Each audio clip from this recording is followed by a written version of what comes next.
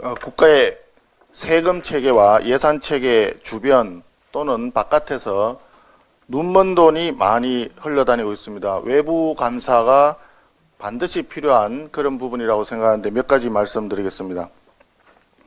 먼저 국고보조금 문제입니다.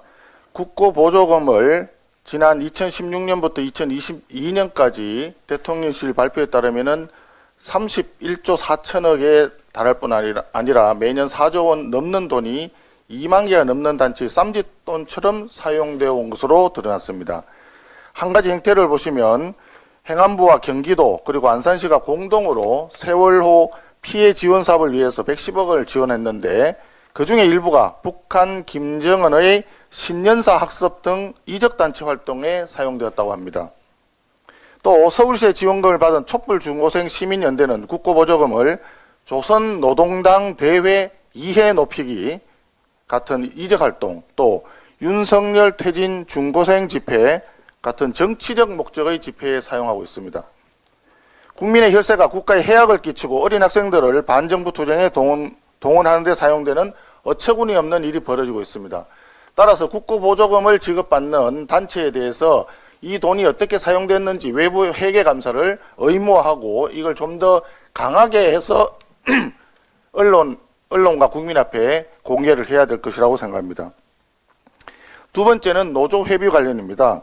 노조회비는 지금 현재 관련 세법에 따라서 사업자에게는 필요경비로 인정이 되고 근로소득자에게는 세액공제 혜택이 주어집니다. 노조회비 명목으로 걷어서 집행을 하는데 노조의 집행부 내지 몇몇 임원들만 알고 있을 뿐 노조원 자체도 제대로 어떻게 집행되는지 알지 못하는 그런 상황입니다. 그런데 필요경비로 인정을 해주고 세액공제를 한다는 것은 응당 국가의 세입으로 들어와야 될 돈이 그 본인들과 사업자에게 하나의 혜택으로 지원되는 것으로서 한마디로 조세 지출에 해당이 되는 내용입니다. 그렇기 때문에 이 부분도 반드시 외부 회계 감사를 꼭 의무화해야만 된다고 생각을 합니다. 외부 회계 감사를 거쳐서 명명백백하게 그 지출이 어디에 되어 있는지를 확인을 할 수 있다면 범국민적인 불신을 거두어 드릴 수가 있을 것입니다. 세 번째, 시민사회단체 등에서 거두어 드리고 있는 소위 공익단체의 기부금품 모집 부분입니다. 기부금품을 모집해서 과거로부터 운영비를 과다하게 지출을 한다든지 또는 거기에 임직원들의 인건비나 경비로 지출을 한다든지 해서 회계 처리가 굉장히 미흡하다는 지적이 끊이지 않았습니다. 대표적인 사례가 윤미향 사건이라고 할 수 있을 것입니다.